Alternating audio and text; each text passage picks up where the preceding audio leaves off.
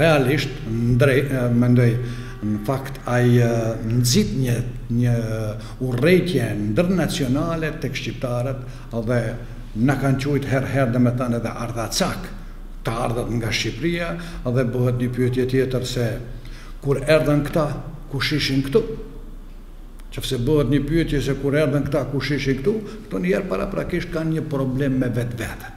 Njerëzit e atij etniteti, kur nuk e din prej ardhjen e vet dhe nuk i gjejnë rënjët dikund, atëherë më e lehta e tyre është të sulmojnë. Prandaj, këto autoktonëve u thuan ardhacak për ta quajtur vetveten, mirë po këtu realisht varet edhe nga politika shqiptare, e cila e ka sjellë në këtë gjendje të mjerueshme, domethënë edhe shkencën, edhe arsimin në Maqedoni, për total domethënë çdo rrugaçi që i vteket me shkruaj, domethënë për arsye se ata nuk kontrollohen nga Ministria e Arsimit.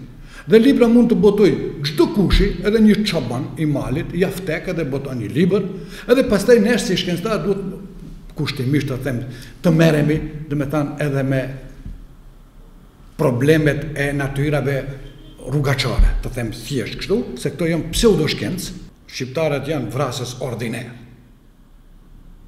Si mund, në qoftë se ekziston një rast i një çfarë Pavlje nga fshati Senekos, për mullim, dhe një zënk e natyrës thjesht, them kështu, interesit vogël të bluarjes, edhe një zënk e vogël aty dhe vritet ai, me quajt popullin të vrasës ordiner.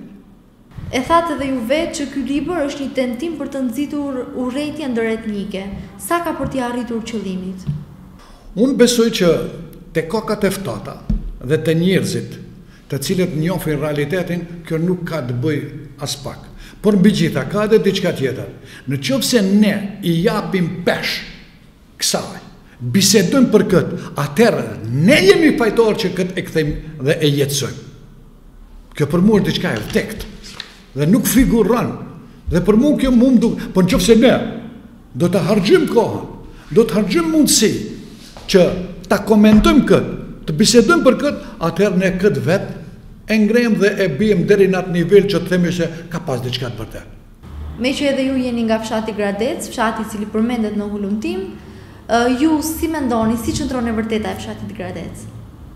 Në vitin 1915, gjoja thuhet se edhe te përmendet në për këto, jo portale, po të them disa libra, por duhet ne të kuptojmë edhe diçka tjetër. Këto janë të qëllimshme. Nuk duhet merremi me frazologjitë e tyre, me ëndrat e tyre, me idiotizmat e tyre. Ne nuk duhet merremi me ata. Ne duhet i kthemi shkencës dhe në bashkëpunim.